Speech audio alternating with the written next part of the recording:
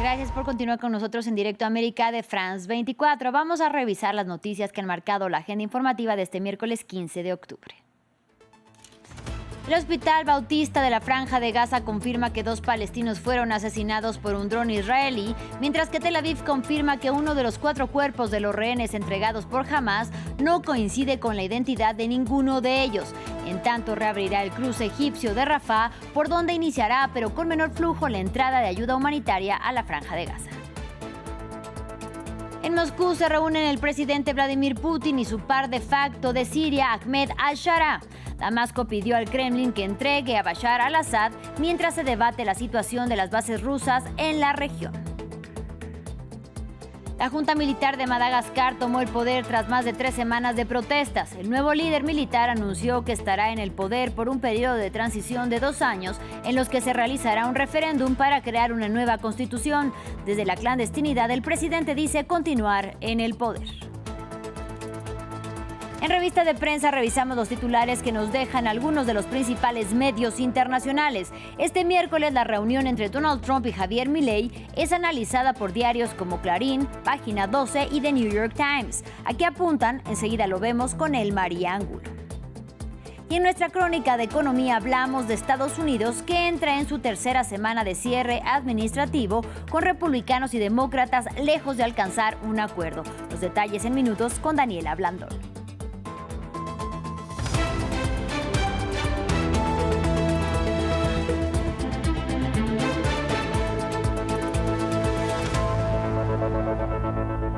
Iniciamos en Medio Oriente, donde un dron israelí asesinó a 2 palestinos, pese a que se rige un alto el fuego vigente en la Franja de Gaza desde el viernes. Mientras tanto, Tel Aviv confirma que uno de los 4 cuerpos de los rehenes entregados por Hamás el lunes no coincide con la identidad de ninguno de ellos. Y a su vez, el gobierno de Benjamín Netanyahu solo entregó 45 cuerpos de palestinos, aunque según el acuerdo deberían de haber sido 105. Este miércoles se espera la reapertura del cruce egipcio de Rafah, por donde iniciará, pero con menor flujo, la entrada de ayuda humanitaria al devastado enclave palestino. Aquí los detalles. Transcurre el 6º día de tregua entre Israel y Hamás, y lo que ocurre en el terreno dista de lo pactado. Según el plan, supuestamente para el fin de la guerra, unos 600 camiones con ayuda y suministros deberían entrar a la Franja de Gaza, algo que no está ocurriendo. El martes, Israel retrasó la escalada de operaciones de ayuda y los cruces fronterizos a Gaza estuvieron cerrados, debido a la lentitud por parte de Hamás en la entrega de los cuerpos de los rehenes. Pero este miércoles la entrega se reanudó, y según medios egipcios, los camiones entraron de nuevo al destruido territorio. Mientras la ayuda entra a cuentagotas, los palestinos hacen frente a una realidad sin muchas opciones. Si queremos comer, no hay dinero ni trabajo. Esto no es vida. Y hoy vuelven a hablar de retiradas, pero no se han retirado. Todo son mentiras. Cuando salimos nos disparan. Solo queremos provisiones para el invierno. Se acerca el frío y no hay nada. Absolutamente nada. No tenemos a nadie más que a Dios. Israel reanudó la entrega luego de que Hamás entregara los cuerpos de quienes dijo eran 4 rehenes israelíes. Sin embargo, según el ejército de Israel, un cadáver no pertenece al grupo de fallecidos. Tras la finalización de los exámenes en el Instituto Nacional de Medicina Forense, el 4º cuerpo entregado a Israel por Hamás no corresponde a ninguno de los rehenes. Se le exige a Hamás que realice todos los esfuerzos necesarios para devolver a los rehenes fallecidos. De vuelta al enclave palestino, según el Hospital Bautista, un dron israelí mató a 2 palestinos en una zona militarizada de Ciudad de Gaza en pleno alto el fuego. Y el primer ministro de Israel, Benjamín Netanyahu, permanece en un tribunal para dar testimonio en el marco de un juicio en su contra por presunta corrupción. En las afueras del edificio se manifestaron tanto opositores al premier como los partidarios que defienden su inocencia. La audiencia está precedida por el pedido que le hizo el presidente estadounidense Donald Trump al mandatario israelí Isaac Herzog para que indulte al jefe de Estado durante su discurso en el Parlamento israelí el lunes. En otro orden de ideas, el Kremlin es escenario de un encuentro entre el presidente de Rusia, Vladimir Putin, y el líder de facto de Siria, Ahmed al-Shara. Ambos mandatarios acordaron el reinicio de las relaciones bilaterales y también hablaron sobre el futuro de las bases rusas en la nación árabe. Recordemos que actualmente hay 2 bases rusas militares en territorio sirio. Vamos para hablar al respecto con nuestra corresponsal en Líbano, Etel Bonet. Etel, muy buena tarde. Se trata de una visita histórica. Este puede ser quizá el inicio de la reanudación de las relaciones entre Rusia y Siria. ¿Y qué temas se trataron? Sí, buenas tardes. Bueno, en primer lugar, nunca se han roto en este caso las relaciones, en este caso tanto de Siria como de Rusia, a diferencia, ¿no?, que pasó con Irán en el momento después de la caída del régimen de Bashar al-Assad, pues sí que no hay ningún tipo de relación con Irán, ni relaciones diplomáticas, ni relaciones económicas, pero en cambio en el tema de Rusia, pues ellos siguieron manteniendo esas 2 bases que has comentado antes, la de Tartus y la de Latakia, y ahora también se quiere incrementar pues la presencia de soldados rusos en lo que es la base aérea de Qamishli, y también se está buscando que formen parte pues de ese contingente en esa zona desmilitarizada que está al sur del país, en Quneitra, donde se encuentran los Altos del Golán. Es esa zona donde pues hemos visto, ¿no?, en los últimos meses que ha habido esas fricciones con Israel, y donde ha habido pues esos ataques por parte de Israel, incluso en la misma capital, en Damasco, que han sido un aviso pues por todas esas matanzas, ¿no?, que han habido de lo que son los drusos, que es una comunidad pues que tiene cierto amparo, en este caso por parte de Israel. Dependiendo de este tema, en estas negociaciones que se están teniendo ahora, sobre todo son pues unas negociaciones a nivel militar, y también pues de volver a tener esas relaciones diplomáticas entre los 2 países, ya que Rusia necesita pues esas 2 bases que tiene, ¿no?, esa salida al Mediterráneo, que es tan importante, y que en este caso pues esa legitimidad, ¿no?, que también quiere tener el nuevo presidente de facto de Siria, pues que sea reconocido pues por todos los líderes mundiales. Es, como hemos dicho, pues un encuentro histórico y algo inimaginable, ¿no? También pues hace 10 meses, por ejemplo, pues que se estuvieran dando la mano pues Putin con Ahmed al-Shara. Una de las cosas más importantes es, y lo que todo el mundo, ¿no?, pues en la prensa está muy pendiente, es que pues a pocos kilómetros del Kremlin precisamente pues está la familia al-Assad, que en este caso pues está no como asilo político, porque en ningún momento fue reconocido, ¿no?, como asilo político, pero sí que tiene pues esa protección por parte de Rusia. Etel, dicho esto, el gobierno de facto liderado por Ahmed al-Shara pide a Rusia que le devuelva a Bashar al-Assad, a quien acogió Moscú, recordemos, tras su derrocamiento en diciembre pasado. Cuéntanos acerca de este pedido. Sí, pues precisamente este era uno de los puntos más importantes, ¿no?, de esta reunión, en la que se quería pedir la extraditación del expresidente sirio Bashar al-Assad y de su hermano Maher, y también pues de otros miembros y altos cargos, ¿no?, del gobierno, que también están bajo la protección de Rusia. En este caso, pues Rusia hasta el momento ha dicho que es una cuestión pues de seguridad, ¿no?, para el propio expresidente de Siria, porque temen por su vida si regresara al país. Sí que está viendo, pues la justicia siria, de la nueva justicia siria, quiero decir, ha encontrado bases suficientes como para condenarlo, y porque quieren, ¿no?, pues que de alguna manera pues rinda por crímenes de guerra en su país, porque evidentemente estamos hablando de más de medio millón de muertos, y en este caso pues no se está llevando a la justicia pues a ninguno de esos culpables. Después de que cayera el régimen de Bashar al-Assad en diciembre, la mayoría, pues muchos huyeron aquí al Líbano, otros huyeron a otras partes, también a Irán, y hubo, ¿no?, esos vuelos en los que está esa protección de Rusia. Entonces también un poco para el país pues pueda volver a sanar, ¿no?, para que se cierren esas heridas de la guerra, pues es necesario ese rendimiento de cuentas, que por ahora evidentemente parece lejano, porque Rusia no va a entregarlo inmediatamente, porque también para Rusia, en este caso para el presidente Vladimir Putin, pues es una moneda de cambio en un futuro pues para otro tipo de negociaciones. Entonces este es uno de los puntos más importantes, sobre todo, ¿no?, para esas grandes cantidades de personas pues que han perdido a seres queridos, y ese país devastado, ¿no?, como está ahora mismo Siria, el que pudiera pues llevarse la justicia al expresidente Bashar al-Assad, pero por el momento no es una opción. Bien, Etel Bonet, te agradecemos muchísimo por la información y pendientes, por supuesto, de esta reunión histórica. Gracias. Ahora vamos al continente africano. En Madagascar, la junta militar anunció la toma del poder por parte del ejército y un gobierno de transición por 2 años en los que elaborarán una nueva constitución. El fin de la presidencia de Andry Rajoelina se vive como una victoria por parte del movimiento de protesta liderado por los jóvenes que llevaban más de 3 semanas manifestándose contra los cada vez más frecuentes cortes de luz y de electricidad. Aquí todos los detalles. La noticia ha desatado escenas de júbilo en todo el país. En la capital, Antananarivo, los militares del CAPSAT que han tomado el poder en Madagascar son aclamados como héroes.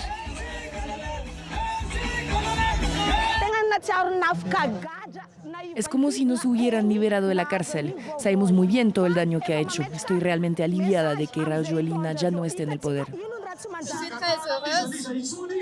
Estoy muy feliz, realmente muy feliz, como joven que vive aquí en Madagascar. Ahora somos libres, hemos conseguido la victoria.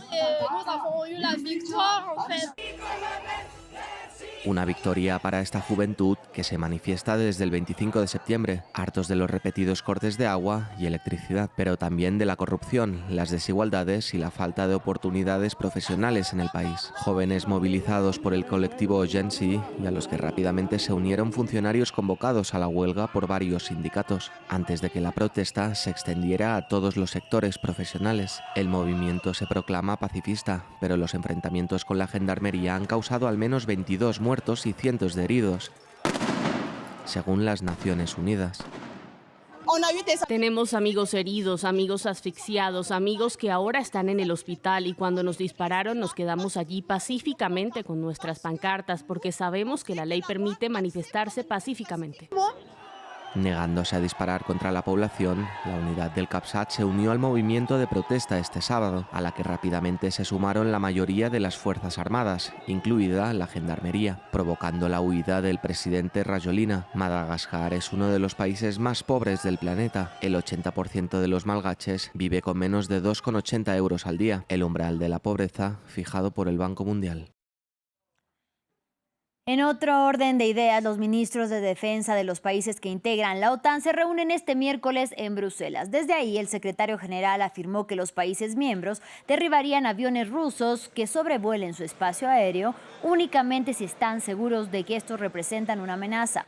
Marrute además anunció que la alianza militar trabaja de la mano con la Unión Europea para establecer un muro de drones que proteja así a los países de incursiones aéreas. Las declaraciones y el anuncio de Rutte responden a las recientes incursiones de cazas y drones rusos en Polonia y Dinamarca, por ejemplo.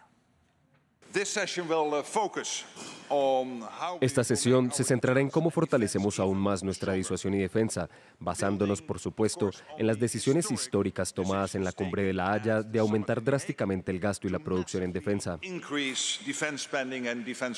De Bélgica vamos a Francia. El Partido Socialista, que dio ayer un respiro al gobierno de Sébastien Lecornu al anunciar que votará en contra de la moción de censura promovida por la extrema derecha y la izquierda radical, aplaudió hoy la decisión del premier de suspender temporalmente la reforma a las pensiones promovida por el presidente Emmanuel Macron. Por el contrario, la extrema derecha insistió en su rechazo y pidió elecciones anticipadas. Escuchemos. Hoy hay un gobierno de derechas y una oposición de izquierdas, pero hemos acordado empezar a trabajar en el presupuesto y hacerlo sin votar la censura mañana, por una sencilla razón. Necesitamos un presupuesto y tenemos la garantía de buena fe del primer ministro, ya que acordó suspender la reforma de las pensiones hasta el 1 de enero de 2028. Así que para entonces habremos celebrado elecciones presidenciales que determinarán el resultado final de la reforma de las pensiones.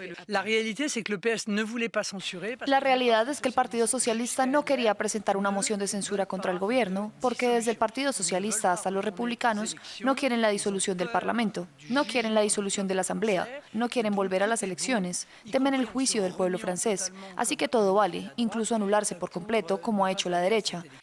Se agudiza la guerra comercial entre Estados Unidos y China. Las dos potencias económicas mundiales anuncian tarifas para los barcos comerciales que lleguen a sus puertos desde el país adversario, un hecho que afecta al comercio a nivel global, y en tanto el vocero del Ministerio de Relaciones Exteriores del gigante asiático sostuvo que estas tensiones no dejan ganadores. La postura de China respecto a las cuestiones económicas y comerciales entre China y Estados Unidos ha sido coherente y clara. Las guerras comerciales y arancelarias no generan ganadores y no favorecen los intereses de ninguna de las partes. Ambas partes deben resolver los asuntos pertinentes mediante consultas basadas en la igualdad, el respeto mutuo y la reciprocidad. Es momento de nuestra revista de prensa. Y para revisar los titulares que nos dejan algunos de los principales medios internacionales, me acompaña ya en el estudio Elmaría Angulo. Bienvenida. Buenos días para ti, Elena. Pues vamos a iniciar hablando de Gaza, pero específicamente desde la mirada como medios del país que retratan lo que ocurre en terreno. Así es, vemos cómo el país nos presenta en esta jornada de miércoles una historia la cual titula: los gazatíes miran al futuro y al plan de Trump con pesimismo. Las cosas volverán a ser como antes o incluso peor. Lo que hace este medio de origen español es presentarnos la historia de Fida, una psicóloga de 40 años a través de la cual se retrata la realidad, Elena, que se vive en terreno en este momento en el territorio gazatí. Según lo reseñado por el medio, los palestinos de la franja no se hacen muchas ilusiones ni sobre la posibilidad de una paz duradera ni sobre la prometida reconstrucción. A lo que apunta este medio es que ya se sabe que las viviendas están dañadas, pero que las personas que necesitan regresar al enclave palestino no encuentran materiales para reconstruir sus viviendas. El medio indica que la estructura del caso de Fida está visiblemente afectada, pero que no tiene la manera de recuperar lo que alguna vez fue su hogar. Esto en un contexto en el que en Gaza actualmente no hay materiales para llevar a cabo labores de reconstrucción y que el 92% de las estructuras se encontraría afectada o devastada. Con un agravante, Elena, y es que se acerca el invierno y que las noches cada vez son más frías, mientras miles de gazatíes no tienen dónde refugiarse. El medio reseña que las necesidades del presente, como la de encontrar un techo, son tantas y tan acuciantes en Gaza que pensar en el futuro es un lujo que esta población, a la que califica como traumatizada, todavía no se puede permitir, ya que solo han transcurrido unos pocos días de la entrada en vigor del alto el fuego en este territorio. Indica, también retoma testimonios de otras personas gazatíes, como por ejemplo una joven de 25 años que considera que la situación, si bien puede calmarse en materia de seguridad durante un tiempo, considera que inevitablemente las cosas en algún momento volverían a ser como antes o incluso peor.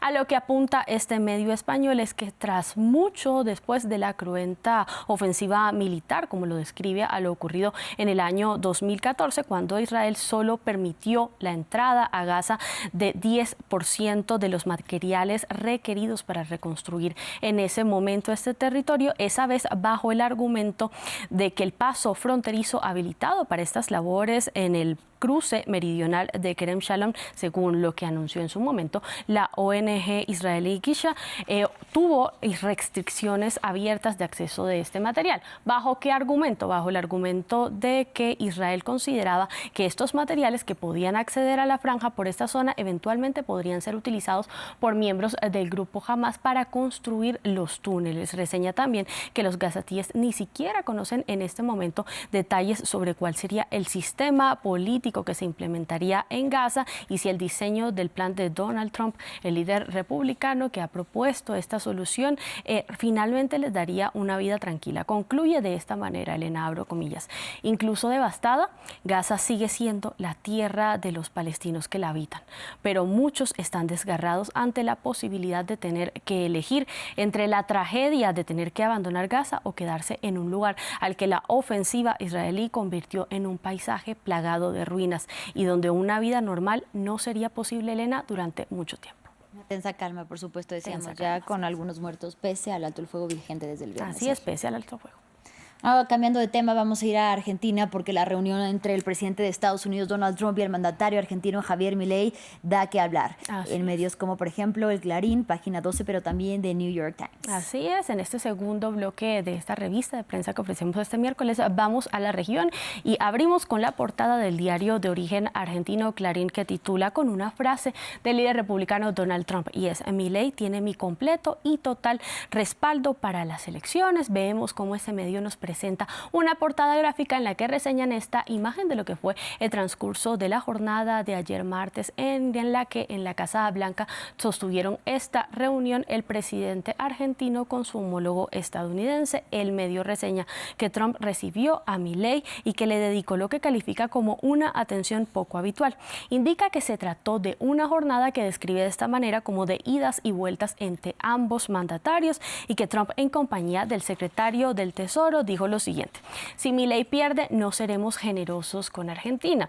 Indica también que esta frase puntual tuvo una incidencia en el panorama económico de la nación latinoamericana. ¿Cuál? Incidió en la caída de acciones y de bonos argentinos hasta en un 5% horas después de que fue pronunciada. También reseña este medio en su cara interna que el gobierno argentino insiste en que en la jornada de este miércoles podría darse un anuncio sobre un eventual acuerdo comercial con Estados Unidos. Vemos también cómo el medio de igual origen argentino de La Nación retoma esta misma noticia, Elena, y titula: Trump condicionó la ayuda a un triunfo electoral y caen los bonos. Lo que nos indica este medio es que aunque Trump le manifestó un espaldarazo de corte diplomático y político a Milei, lo vinculó directamente con lo que serían los resultados electorales de la jornada que se llevará a cabo el próximo 26 de octubre.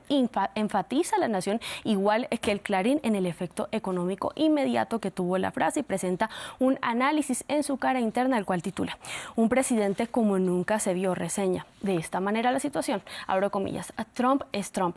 Así como logró terminar con el tormento de la familia de los rehenes israelíes que estaban en manos de Hamás, se metió sin pedir permiso en la más íntima política interna argentina. Cierro comillas sobre la atribución a este texto que nos presenta el diario de La Nación, que dice que encima instó a Milei a ganar las elecciones legislativas dentro de 10 días y si quiere el mandatario argentino tener lo que describe como dólares en sus manos. Vemos también cómo el medio independiente Página 12 cuestiona la situación y titula: Trump pasó del apoyo a la extorsión y aguó la fiesta. Dice que el clima de festejos en la bolsa, que se esperaba que fueran anuncios positivos, afectó a financistas, a agentes de bolsa y especuladores que se preparaban para celebrar un eventual acuerdo.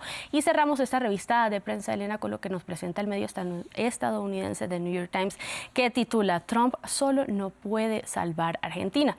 El medio nos presenta en su cara interna una columna que dice que cuando los argentinos voten en las elecciones de mitad de término que se llevarán a cabo el 26 de octubre, la cuestión principal será simple: que si quieren estabilizar o no la economía de su país de una vez por todas. Esto en un contexto en el que el futuro económico de la nación latinoamericana depende, Elena, de si los votantes pueden reunir o no la voluntad política para respaldar lo que sería la coalición original del presidente Javier Milei. Por pronto se teme que pudiera perder Buenos Aires ya. Estaremos atentos a lo que pasa. Claro que sí, María, gracias. A ti por recibirme, Elena. Ahora es tiempo de economía en France 24. Para revisar estas cifras, saludamos con mucho gusto a Daniela Blandón. Bienvenida, Daniela. Muchas gracias, Elena. Muy buenos días. Dani, pues vamos a iniciar en Estados Unidos porque su gobierno entra en la tercera semana ya de cierre administrativo. Así es, está a un solo día de igualar al tercer cierre más largo de la historia del país, que fue en el 2013. La economía sigue sintiendo los efectos de la parálisis presupuestaria, salarios de funcionarios congelados, museos cerrados y alguna gente que está trabajando sin pago. Mientras tanto, en el Congreso, republicanos y demócratas siguen sin ponerse de acuerdo. Veamos más. El cierre administrativo se hace visible en el corazón de la capital federal estadounidense. En el National Mall de Washington, los turistas caminan entre museos cerrados debido a la parálisis presupuestaria. Un poco decepcionado, era nuestra primera visita aquí, habíamos planeado verlo todo. Por suerte alcanzamos a visitar algunos museos antes de que cerraran, pero teníamos previsto recorrer otros y ahora están cerrados, así que sí, es una decepción. En los aeropuertos, los controladores aéreos siguen trabajando sin recibir salario e intentan sensibilizar a los viajeros sobre el efecto del shutdown. Es muy difícil, cuanto más se prolonga, más disminuyen mis ahorros. Es fundamental que nos paguen lo antes posible. Mientras el bloqueo continúe, los 2 millones de funcionarios federales seguirán sin cobrar. En cambio, los militares sí recibirán fondos por orden de Donald Trump. El presidente acusa a los demócratas de mantener la parálisis al exigir la continuidad de las subvenciones destinadas al acceso a la salud de los hogares de bajos ingresos. Si los republicanos persisten, el pueblo estadounidense los hará responsables del aumento en los costos de la atención médica. Si no actúan, provocarán una crisis que se sentirá en todo el país. El martes, el Senado volvió a rechazar el proyecto de ley de financiación presentado por los republicanos. Para presionar a la oposición, Trump despidió a más de 4.000 funcionarios. Por ahora, ambos partidos mantienen sus posiciones. Y seguimos en Argentina porque se conocieron los datos más recientes de inflación en el país sudamericano. Claro, los precios de la canasta familiar en Argentina tuvieron un alza del 2,1% en septiembre frente a agosto, según datos oficiales.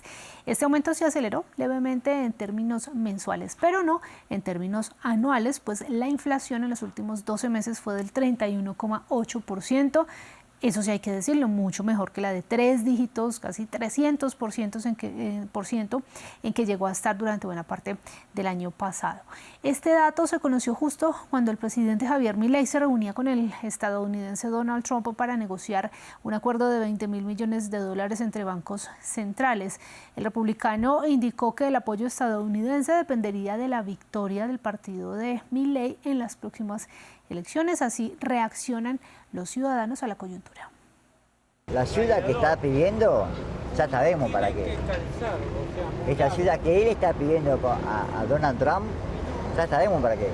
Esto es para él, para los ricos, no es para la gente de perfil bajo. El país está difícil, la economía está dura, porque los sueldos están bajos.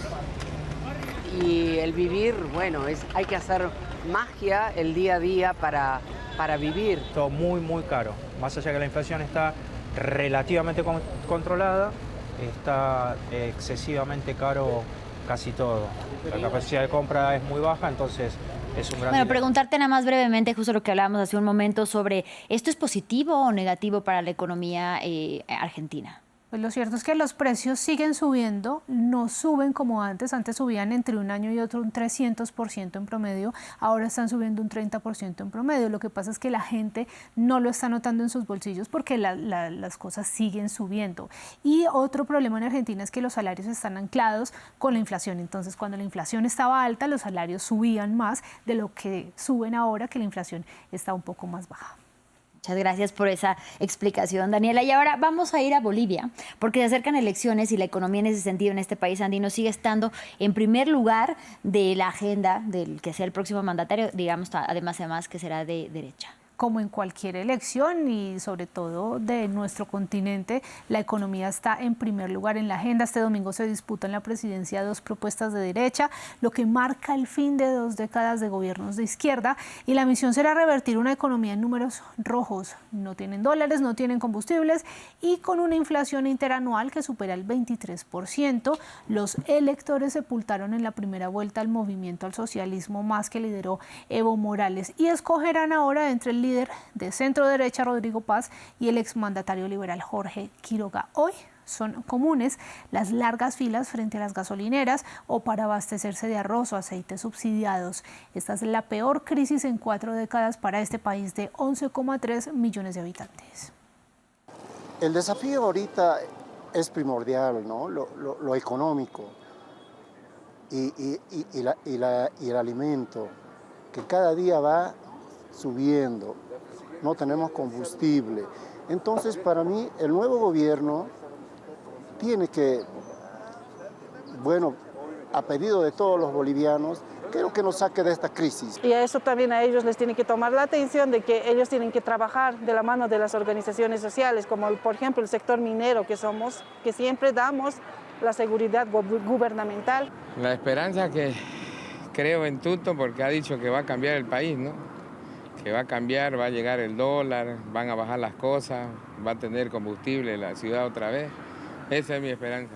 Y finalizamos, Dani, en Vietnam porque un hackeo masivo afectó a millones de personas. Pues estamos hablando de la aerolínea bandera del país, que se llama Vietnam Airlines, que confirmó una filtración de datos que afectó a una plataforma de atención al cliente externa, dicen ellos, operada por un socio internacional.